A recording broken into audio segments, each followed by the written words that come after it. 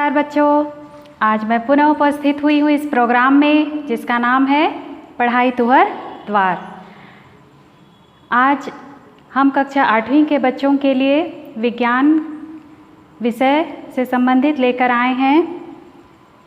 कुछ मनोरंजक बातें भी होंगी और ये जो पाठ है इतनी बोरिंग भी नहीं होगी, क्योंकि अभी हम हैं सभी का जो कार्य है, हमारे पेरेंट्स का जो कार्य है, अधिकांश लोगों का कार्य क्या है? कृषि कार्य है ना।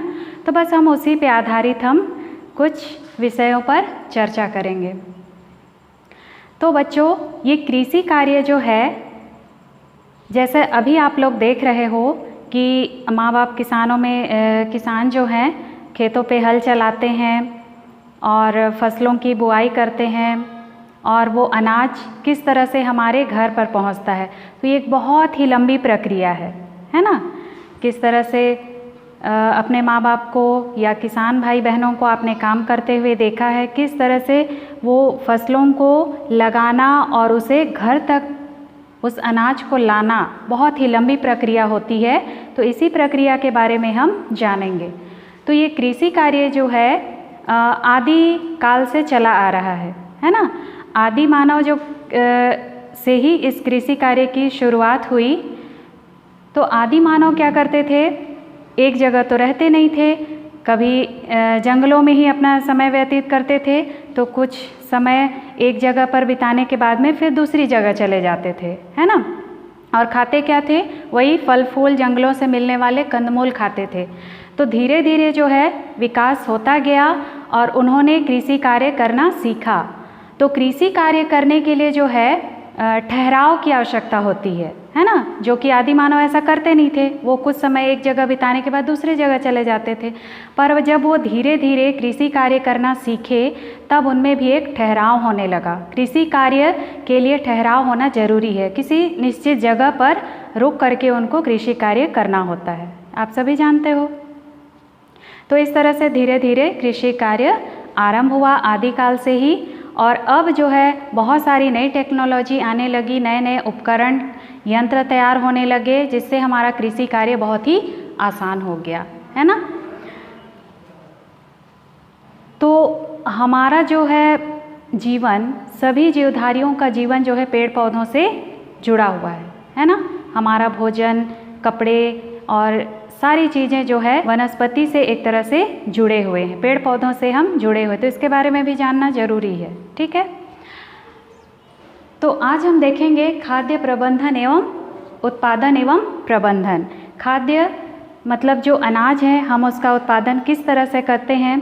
फसल किसे कहेंगे? फसल किसी निश्चित उद्देश्य के लिए किसी निश्चित जगह विशेष पर एक ही प्रकार के अनाज को लगाना ही क्या कहलाएगा? फसल कहलाएगा, है ना। निश्चित उद्देश्य के लिए किसी निश्चित जगह पर एक ही तरह के बीजों को लगाना ही क्या कहलाएगा? फसल कहलाएगा, ठीक है। तो हम बहुत सारी फसलों का उत्पादन करते हैं, सभी ऋतुओं में अलग अलग फसलों का हम उत्पादन करते हैं। जैसे साल भर में आपने देखा होगा अलग अलग ऋतुएं आती रहती है, मौसम बदलता रहता है और उसी के आधार पर फसलों को लगाया जाता है। जैसे अभी बारिश का मौसम है, तो हम कौन सी फसल लगाए हैं? धान लगाए हैं, मक्का लगाए हैं, उड़द लगाए हैं ना। तो इस तरह के फसलों को कब बोया जाता है? जून जुलाई में, है ना। हमने धान, उड़द ये सब कब लगाया? जून से ही हमने ये कार्य जो है आरंभ कर दिया था, है ना। तो ऋतु के आधार पर फसलों के 3 प्रकारें होती है। पहला है खरीफ फसल, इसकी बुआई कब होती है? जून जुलाई में, है ना। और उसकी कटाई कब होगी? अक्टूबर नवंबर में। अभी कौन सा महीना चल रहा है? सितंबर का महीना चल रहा है। उसके बाद अक्टूबर आ जाएगा, अगले नेक्स्ट मंथ से क्या होगा? हमने फसलों की कटाई हमारी आरंभ हो जाएगी, ठीक है। तो अक्टूबर नवंबर में उसकी कटाई हो जाती है। उसके उदाहरण क्या हो जाएंगे? धान और मक्का। इसके बाद अगला है दूसरा रबी फसल। रबी फसल जो होती है जब धान की कटाई हो जाती है, जब खेत खाली हो जाते हैं, उस समय क्या होती है? अक्टूबर नवंबर का समय होता है, तभी हम क्या लगाते हैं? गेहूं और चना लगाते हैं, है ना। और इसकी कटाई कब होती है? मार्च अप्रैल में, है ना, जब गर्मी का मौसम आने ही वाला होता है तब क्या है, मार्च अप्रैल में इसकी कटाई हो जाती है। और तीसरा है जायद फसल। जायद फसल दिसंबर माह से लेकर के फरवरी माह तक लगाया जाता है और इसकी कटाई होती है मई और जून में। तभी हमें तरबूज खाने को मिलता है, ककड़ी खाने को मिलता है, तरबूज, खरबूज, ये सारी चीज़ें। ठीक है, तो फसलों के आधार पर ऋतुओं के आधार पर 3 तरह की फसलें उगाई जाती है। और अनाज में हम क्या कहें, अनाज तो एक तरह से गेहूँ, चावल, धान हुआ, मक्का हुआ और ये सभी हैं। और इसके अलावा फल, है ना, फल और सब्जियां, बस यही है। इन हमारा जीवन जो है इन्हीं पर आधारित है। धान, चावल, गेहूँ, मक्का, चना और सब्जियां और फल।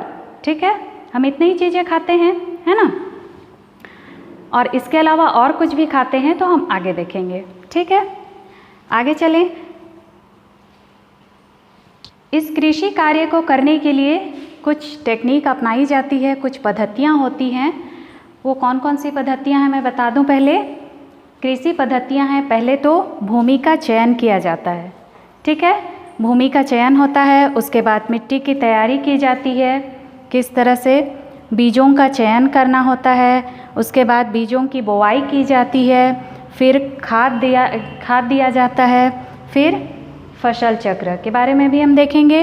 फिर अगला है सिंचाई, खरपतवार नियंत्रण और फसलों का संरक्षण, फसलों की कटाई और फसलों का भंडारण।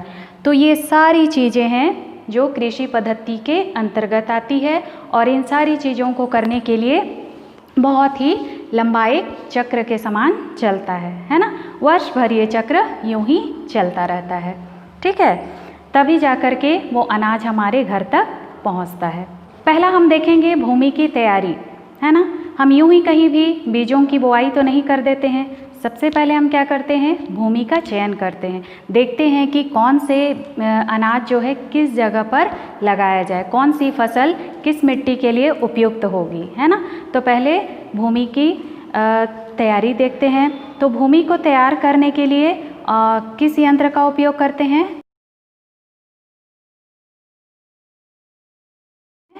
हल का, कल्टीवेटर का या हैरो का। हल चलाते हैं वर्षा ऋतु में। ठीक है, वर्षा ऋतु में हल से क्या है, जुताई की जाती है। जुताई करने के बाद में उसमें अनाज लगाए जाते हैं, है ना। उसके बाद में जब खरीफ फसल की बुआई हो जाती है, उसकी कटाई भी हो जाती है, फिर जब रबी फसल की बारी आती है तब क्या होता है, भूमि क्या हो जाती है, सख्त हो जाती है, कड़ी हो जाती है ना। तो उसमें क्या है, हल चलाना मुश्किल होता है। तब क्या करते हैं, ट्रैक्टर से हम जुताई करवाते हैं। देखे होंगे आप लोग, है ना, कराते भी हैं। तो ट्रैक्टर से जुताई की जाती है और एक है कल्टीवेटर या हैरो। ठीक है, उससे भी भूमि की तैयारी होती है। इसके बाद हम क्या करते हैं, जब भूमि पूरी तरह से तैयार हो गई, है ना, बीजों का चयन करते हैं, है ना, कि हम कौन से बीज को किस तरीके से लगाएंगे। तो बीजों का चयन कैसे किया जाता है, हम एक पात्र ले लेते हैं या बड़ी सी बाल्टी ले लिए, है ना। उसमें हम क्या भरे, पानी भर देंगे। पानी भरने के बाद में जिस बीज को हमें रोपना है, लगाना है, उस बीज को क्या करते हैं, हम इसमें डाल देंगे। इस पानी से भरे पात्र में हम डाल देंगे, है ना। और देखेंगे कि ऐसे बीज जो इसकी तली में बैठ जाते हैं, है ना, जो बाल्टी की या किसी भी पात्र में जिसने हमने लिया है, अगर नीचे बैठ जाते हैं वो बीज क्या होते हैं, भारी होते हैं, इसलिए वो तली में बैठ जाते हैं। और जो बीज हल्के होते हैं, है ना, हल्के होते हैं, वो पानी के ऊपरी सतह पर इस तरह से आ जाते हैं। तो अब इसमें से बताइए कौन सा बीज अच्छा बीज होगा, ये वाला बीज, है ना, जो पानी की तली पे बैठ जाता है, वो भारी होता है। और ऊपर जो तैर रहे हो बीज होते हैं, वो क्या होते हैं, कीड़े द्वारा खा लिए होते हैं, केवल उनके छिलके बचे होते हैं। तो ऐसे बीज को हम अपने खेतों पे नहीं लगाते। ठीक है, तो इस तरह से भारी बीज जो बच जाते हैं ऊपर के हम फेंक देते हैं, फिर उसे हम अपने खेतों में उसे हम लगा देते हैं। तो लगाते भी किस तरह से हैं? उसे लगाने के लिए कई सारी विधियां हैं, है ना, कई सारी विधियां हैं। आप लोग ज़रूर अपने जो कृषि कार्य करते हैं उनके अपने पिताजी, उनको आपने देखा होगा जब वो बीजों को खेतों में डालते हैं तब किस तरह से डालते हैं। एक टोकरी ले लेते हैं और उसमें धान या गेहूँ जो भी अनाज हमें लगाना है वो रखते हैं और उसे इस तरह से छींटते हैं, है ना। तो वो क्या हो गई? छरहटा विधि हो गई। ठीक है, बीजों को इस तरह से छींटना छरहटा विधि हो गई। तो इसमें ये ध्यान रखना होता है कि बीज जो है निश्चित दूरी पर गिरे, ठीक है, निश्चित दूरी पर गिरे ताकि उनका अंकुरण अच्छे से हो सके, है ना। दूसरा क्या है? रोपण विधि। रोपण विधि जानते हो, इसके लिए क्या करते हैं? छोटी छोटी क्यारी में, है ना, छोटी छोटी क्यारी बनाते हैं और उसमें बीज डालते हैं। जैसे कि टमाटर का बीज हो गया, पत्ता गोभी, फूल गोभी, ये सब भी बीजों को हम थोड़े थोड़े करके डाल देते हैं। फिर जब उनमें अंकुरण हो करके इतना ऊंचा तक जब पौधा हो जाता है तब हम उसे क्या करते हैं? वहाँ से निकाल करके, उस छोटी नर्सरी से निकाल करके क्या करते हैं? बड़े क्षेत्र में हम लगा देते हैं, है ना। तो वो हो जाता है रोपण विधि। आप लोग लगाए होगे ना, ज़रूर लगाए होगे या लगाते हुए देखा है आपने। जो इस तरह से धान को एक एक करके लगाया जाता है ना, जिसको आप लोग रोपा बोलते हो, है ना, वही है। तो इस तरह से बीजों की बुआई की जाती है। ठीक है, अगला है खाद देना। जब हम भूमि की तैयारी कर लेते हैं उसके बाद बीजों का भी चयन कर हमने बीज भी बो दिया, इसके बाद हम उसमें क्या डालेंगे? खाद डालेंगे। ठीक है, तो खाद सबसे पहले हम खाद उस वक्त भी लगाए होते हैं जब हम भूमि की तैयारी नहीं किए हुए होते हैं, है ना।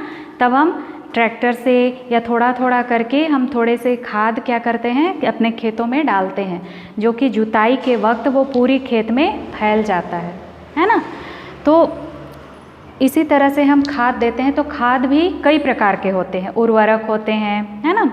इसमें से एक तरह का खाद है गोबर खाद, है ना। गोबर खाद, इसमें हम क्या करते हैं? घर से निकलने वाले जितने भी मतलब मवेशियों के जो अवशेष हैं, अपशिष्ट जो हैं, उसे हम क्या करते हैं? किसी निश्चित गड्ढे में हम उसे रोज़ दिन फेंकते हैं और कुछ समय के बाद वो खाद का रूप ले लेता है, खाद के रूप में बदल जाता है। फिर हम उसे क्या करते हैं? अपने खेतों में ले जा कर के डालते हैं। ठीक है, तो ये गोबर खाद से आप परिचित हो। इसके बाद है कंपोस्ट खाद। गोबर खाद को हम जैविक खाद भी बोलते हैं। ठीक है, इसके बाद है कंपोस्ट खाद। कंपोस्ट खाद में क्या होता है? इसमें जो घर से निकलने वाले कचरे होते हैं या सब्जियों के छिलके हो गए, है ना, छिलके या कुछ सड़ी हुई सब्जियां, सड़ी गली सब्जियां या फिर पेड़ों के पत्ते या छोटी छोटी टहनियाँ, इन सब को क्या करते हैं? एक निश्चित गड्ढा तैयार करते हैं और फिर उसमें सारे कचरे को डाल देते हैं।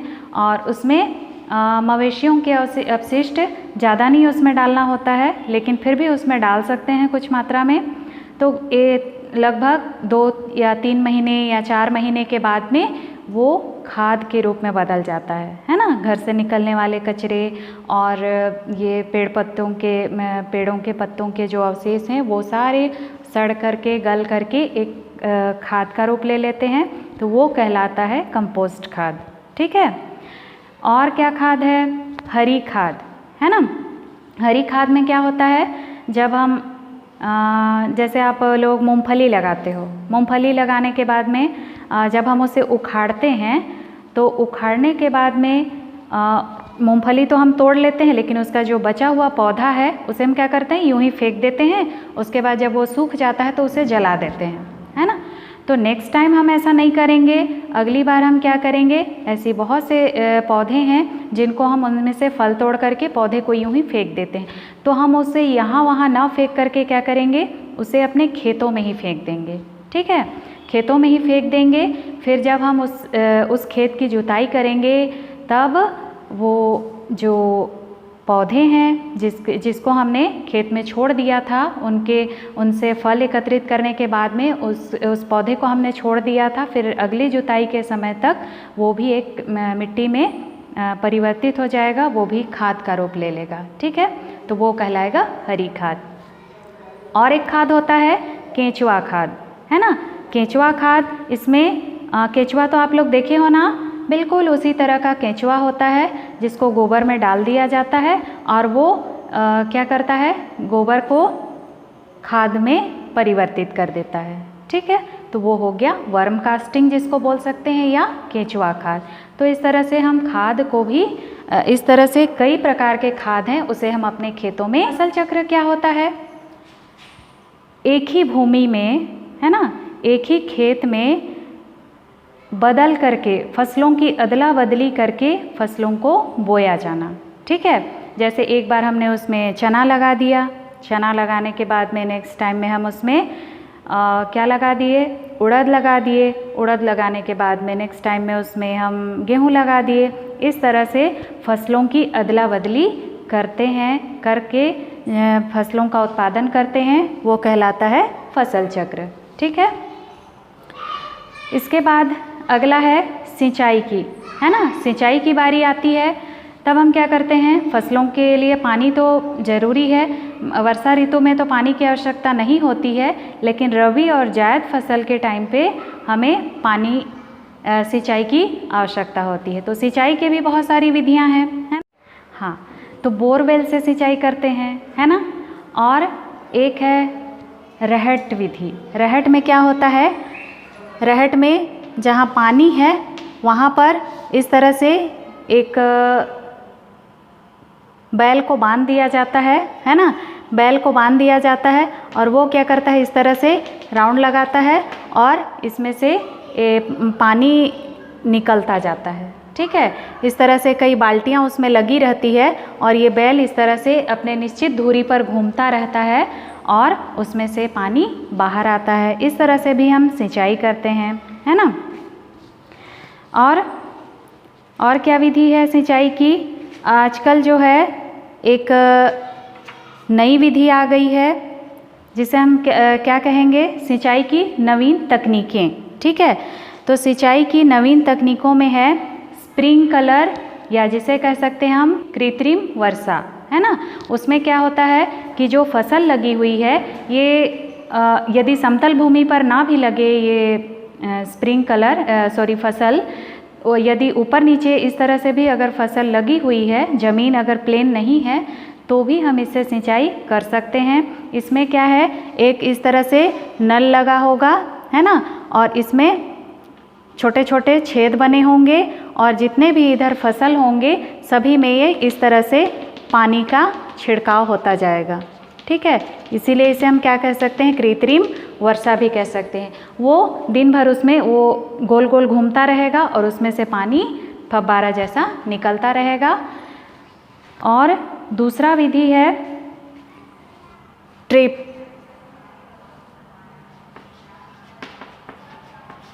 है ना। ड्रिप में क्या होता है, ड्रिप विधि में थोड़ा एक एक बूंद करके पानी पौधों की जड़ों तक पहुंचता है ना। इसमें जैसे हमने कुछ पौधे लगाए हैं, कुछ पौधे यहाँ पर हमने लगाए हैं, तो ये ड्रिप विधि में क्या होगा, इस तरह से एक पाइप लगी हुई होगी और उसमें छोटे छोटे छेद बने होंगे। ठीक है, निश्चित दूरी पर एक छोटे छोटे छेद बने होंगे। तो जब इस पाइप में पानी सप्लाई होगा तो ये क्या होगा, धीरे धीरे करके यहाँ से बूंद बूंद करके सीधे पानी पौधों की जड़ों में पहुँचेगा। तो ये आजकल की या नवीन तकनीकें हम इसे कह सकते हैं। तो ये नवीन तकनीकों से जो है पानी बहुत ज़्यादा वेस्टेज नहीं होता है। ठीक है, जितना हम हैंडपम्प या कुएं से निकाल करके पानी पौधों में पहुंचाते हैं, सिंचाई करते हैं या बोरवेल से करते हैं, तो इन सब से जो है पानी की बर्बादी होती है। ठीक है, लेकिन अगर हम ड्रिप या इस विधि से सिंचाई करें तो उसमें पानी वेस्टेज नहीं होता है। ठीक है, इसके बाद देखें हम खरपतवार नियंत्रण। खरपतवार नियंत्रण में क्या होता है, जो भी हमने फसल लगाई है उन पौधों के साथ साथ कुछ अनावश्यक पौधे भी उगाते हैं, है ना। अनावश्यक पौधे उगाते हैं जिसको हमें खेतों से निकालना आवश्यक होता है। यदि हम उसे खेतों से ना निकालें तो हमारे द्वारा जो लगाया गया जो पौधा है, जो अनाज है, उसको जितना पोषण मिलना चाहिए वो पोषण वो अनावश्यक पौधा ले लेता है ना, जिससे हमारे द्वारा लगाए गए फसलों को कम पोषण मिलेगा। इसलिए हमको उनको खेतों से निकालना पड़ता है। जानते हो आप लोग, जिसको कि निंदाई बोलते हैं या निकाना बोलते हैं, है ना, घास निकाना, ये सब। ये हो गया खरपतवार नियंत्रण। और भी कई तरीके हैं खरपतवार निकालने के। अनावश्यक पौधों को हम खुरपी के द्वारा भी निकाल सकते हैं या फावड़े के द्वारा भी हम अनावश्यक पौधों को खेतों से निकाल सकते हैं। ठीक है। और हम अपने खेतों में कुछ कीटनाशक दवाइयों का भी छिड़काव करते हैं। आप लोगों ने देखा होगा या आप लोगों के पास भी होगा, कई मवेशियों को या पक्षियों को जो हमारे खेत में से फसल तैयार होता रहता है तो चिड़िया वगैरह आते हैं, तो उसके लिए क्या करते हैं हम काक भगोड़ा भी तैयार करते हैं। बीच में हम क्या करते हैं, एक पुतला बनाते हैं। सिर के लिए हम क्या करते हैं, फूटा हुआ मटका, उसे हम उल्टा लगा देते हैं और इस तरह से हाथ लंबा करके, है ना, उसमें कुछ नक्काशी कर देते हैं, आँख बनाते हैं, नाक बनाते हैं और इस तरह से उसे अपने खेतों में लगा देते हैं। तो उसे हम क्या कहेंगे, काक भगोड़ा। ठीक है। और अपने पीठ पर भी एक बॉक्स लगा करके उससे भी हम दवाइयों का छिड़काव करते हैं। तो इस सब से हम अपने फसलों की सुरक्षा करते हैं, है ना। और हम किस तरह से फसलों को सुरक्षित रख सकते हैं, अपने फसल लगाए हैं वहाँ पर यदि मवेशी आ जाते हैं तो हमारे फसलों का नुकसान हो जाता है। तो हम क्या करें, साइड में बाउंड्री भी लगा देते हैं या ऊंची दीवार लगा देते हैं या तार का घेरा लगा देते हैं, जिससे हमारा फसल बचा रह सके। ठीक है। तो इस तरह से हम अपने फसलों का संरक्षण करते हैं। इसके बाद आ जाता है फसलों की कटाई। ये बहुत ही इम्पोर्टेंट है। हमने इतना समय दिया अपने खेतों के लिए, तो हमें जब फसल तैयार हो गई तो हमें उसे काटना भी ज़रूरी है ना। तो फसलों की कटाई की जाती है कई तरीक़ों से, है ना। आपने देखा होगा, आपके घरों पे होगा, जिसको कि हंसिया बोलते हैं, है ना। इस तरह से हंसिया, है ना, हंसिया या दराती जिसे बोलते हैं, उससे हम अपने फसलों की कटाई करते हैं। और आजकल आधुनिक एक मशीन आया है जिसको कि हार्वेस्टर बोलते हैं, है ना। हार्वेस्टर से भी हम अपने फसलों की कटाई करें, बीज जो है अलग होते जाते हैं, है ना। तो हमें इसमें ज़्यादा मेहनत करने की आवश्यकता नहीं होती। अगर हम दराती से काटते हैं, हंसिये से फसल काटते हैं, तो काटने के बाद हम सारे खेत के फसल काट लेंगे। उसके बाद हमें उसे बैलों से क्या करना पड़ता है, उसके ऊपर बैल चलाते हैं ना, जिससे कि वो बीज अलग होता है ना। जानते हो आप लोग। और ये सब जो है दौरी खेलना, है ना, दौरी बोलते हैं। या फिर कोई भारी वस्तु होती है उसको भी बैलों के पीछे बांध दिया जाता है और उसको गोल गोल घुमाया जाता है, इससे भी अनाज अलग होते हैं। ठीक है। और आजकल की आधुनिक यंत्र भी हैं, थ्रेसर जिसे बोलते हैं, या कंबाइन मशीन, है ना। इससे भी फसलों की कटाई होती है और डायरेक्ट उसमें से बीज भी अलग होता जाता है। ठीक है। अब फसल की कटाई हो गई तो उसमें उसका भंडारण भी बहुत ज़रूरी है ना। भंडारण जब तक हम नहीं करेंगे तब तक हम उसे वर्ष भर उसका कैसे उपभोग कर पाएंगे, है ना। तो इसलिए उसका भंडारण भी बहुत ज़रूरी है। तो भंडारण हम किस तरह से करते हैं, कई तरीक़ों से करते हैं, है ना। एक मार्केट में जो वाइट कलर का बोरा मिलता है बड़ा बड़ा, है ना, उसमें भी हम भंडारण करते हैं अपने अनाजों को।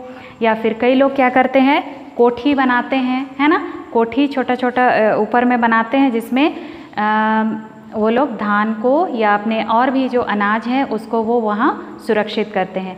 भंडारण के लिए हमें ज़रूरी है कि जिस भी अनाज का हम भंडारण कर रहे हैं वो नमी युक्त ना हो और ना ही वो जगह नमी युक्त हो। ठीक है। अगर नमी युक्त होगा तो उसमें कई प्रकार के कीट लग सकते हैं, कीड़े मकोड़े हमारे फसलों को बर्बाद कर सकते हैं, है ना। तो क्या है, नमी नहीं होनी चाहिए, और हम जिन अनाजों का भंडारण कर रहे हैं वो अनाज भी क्या होना चाहिए, सूखा होना चाहिए। धूप में सुखा कर भी हम उसे सुरक्षित रख सकते हैं, तभी तो वो साल भर सुरक्षित रहता है ना। और इस पाठ को और अच्छे से समझने के लिए आप अपने घरों में ही होने वाली जो भी कृषि कार्य की जो पद्धतियां हैं उनको आप ज़रा गौर से देखें कि आपकी माताजी किस तरह से या पिताजी किस तरह से अनाजों को सुरक्षित रख रहे हैं, कब फसलों की कटाई हो रही है, कब फसलों के में से खरपतवार निकाले जा रहे हैं। ये सारी चीज़ों को आप देखेंगे तो अपने अच्छी तरह से आपको समझ में आ जाएगी। ठीक है, तो फसलों का भंडारण के लिए हम कोठी का उपयोग करते हैं, है ना, गोदाम का उपयोग कर सकते हैं, और साइलो जिसको बोलते हैं, है ना, या टीन के बड़े बड़े डब्बे या प्लास्टिक के बड़े बड़े डब्बे, इसमें भी हम अपने अनाजों को क्या कर सकते हैं, सुरक्षित रख सकते हैं। ठीक है, तो ये था पौधों से प्राप्त होने वाले अनाज, है ना, जिसमें हम, ये बहुत लंबी प्रक्रिया थी, और इस तरह से खेतों से किस तरह अनाज हमारे घर तक पहुंचा, हमने उसका स्टोरेज किया, है ना, हमने उसे भंडारित किया। अब इसके बाद हमें कुछ खाद्य पदार्थ जंतुओं से भी प्राप्त होते हैं, है ना। जंतुओं से हमें जो खाद्य पदार्थ प्राप्त होते हैं उसमें क्या है, दूध है, मांस है, अंडे हैं, है ना। तो ये सारी चीज़ें हमें जंतुओं से प्राप्त होते हैं। तो जंतुओं से प्राप्त होते हैं तो दूध के लिए हम गाय का पालन कर सकते हैं, है ना, दुग्ध उत्पादन जिसे कहते हैं। बड़े पैमाने पर गायों को पाला जाता है और वहाँ से दूध हमें प्राप्त होता है, जिसे डेयरी फार्म भी बोलते हैं। ठीक है, फिर अंडे के लिए हम क्या करते हैं, मुर्गियाँ या बतख का पालन करते हैं, है ना, तो वो कुक्कुट पालन हो गया। तो कुछ अच्छे नस्ल है। और एक क्या है, मधुमक्खी पालन, है ना, मधुमक्खी पालन भी हम कर सकते हैं शहद के लिए, है ना। और बहुत सारी चीज़ों में शहद बहुत उपयोगी भी है, लाभदायक भी है। तो शहद उत्पादन के लिए हम मधुमक्खी पालन भी करते हैं। और मीट के लिए हम क्या करते हैं, मांस के लिए मत्स्य पालन भी करते हैं, है ना। बड़े बड़े तालाब है, वहाँ पर हम मछलियों का पालन करते हैं, अच्छे नस्ल के मछलियों का पालन करते हैं, जिससे हमें प्राप्ति होती है। और इन सारी चीज़ों को, दूध, मांस, अंडे, इनसे हमें प्रोटीन भी मिलता है ना। इसलिए हम इन सब चीज़ों का पालन करते हैं, उत्पादन करते हैं। इससे हम पैसे भी कमा सकते हैं, है ना, आर्थिक स्थिति हमारी सुधर सकती है। तो ये मत्स्य पालन हो गया, कुक्कुट पालन हो गया, मधुमक्खी पालन हो गया, दुग्ध उत्पादन हो गया, ये सारी चीज़ों को कृषि कार्य में ही सम्मिलित किया गया है। ठीक है, ये सारी चीज़ें जो अभी हमने देखी है ना, वो सारी चीज़ें तो कृषि कार्य है ही, साथ ही ये पशुओं का पालन भी कृषि कार्य कहलाता है। तो चलिए बच्चों, मैं आज यहीं समाप्त करती हूँ। मिलते हैं हम नेक्स्ट एपिसोड में, तब तक के लिए बाय बाय।